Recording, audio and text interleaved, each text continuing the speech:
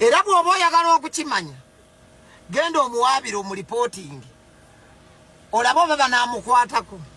Kyekiri kyenkugambye nti waliwo by'otajja kusobola kulwana olwo tojja dduwangula luleke. Nkubuulidde olw'Amayanja family golowooza lwaki batambula beewaana. Gwe simanyi olowooza beeyita b'Amayanja family, simanyi oba olowooza byaffe bya swaga. Gwe olowooza ffe tetuzirira family tetusobola kweta Sulaiman family. Gwe olowooza tetusobola kweta Bukenya family. Bakubuulira Mayanja family gwe olowooza bakyogeza busiru.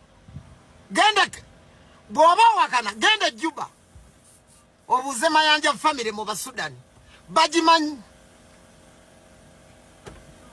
Gwe olowooza beeyita Mayanja family obayita basiru. Balumbagana obawulire ng'ogyeko by'ogamba nti bayimbi mweno gavumenti balinamu mweno gavumenti balinamu omukono nga tebalimbya bufuzi yadde nti bachairman yadde Verosi Palaso newizo amaanyi gali baggwa. Twaliddamu kubalaba nga beekyanga nga muganda waabwe Kamiliyoni ng'afudde. Naye Kamiliyoni bw'abanga akyaliwo ng'akubira Kaguta Sodo, ng'akubira Salimu Sale, ng'alina ennamba ya Museveni, ng'alina ennamba ya Mama Janet. Buuza ne Janet yakugambe omuleka ne yeetaayaya. Awo yali ayimba ku Mama Janet Museveni. Era oluyimba lwa Kamiliyoni Mama Janet Museveni lwasinga okwagala Fogabbi. Kamiliyoni bw'alifa Palaso n'ewizo bajja genda ku Bulaaya, naye Kamiliyoni oyo ng'akyaliwo ng'omuyaaye va mu lutalo. Nkwegayiridde va mu lutalo luveeko oluleke lutambule lugende mu maaso. Nkikudiremu amagezi gajje. Kakati nze mbagamba bwenti Palaso kaaliya ye yafa kubanga abantu nga bwe mulaba nti bannange omanye abantu boogera ne bagala gwatakwa ddala.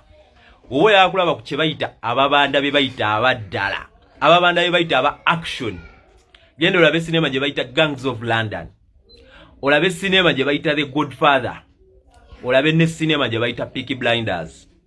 Mulimu kye bayita bakibanda be bayita abaddala. Kati ono Palaso, ate Palaso ono gwe mulaba yaliko mu America.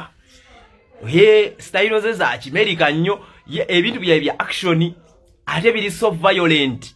Tolaba nti bana abakulu abakulu bafujjo nayo no musajja mukozi wa fujjo alimu eri trait ye America. Bali abasajja aba America mu violence bali bati okitegeera, era bamusibirako mu eri eggwango lw'ebintu ebyo. So kati buno alaba busonga butono nnyo, era ne webadde ku stage namulabye nga musajja mukakkamu alaga yensonga jasikola kya jasimala saanyo gena mu details naye nze just eno situation yanziyugiza filimu ezo Gangs of London.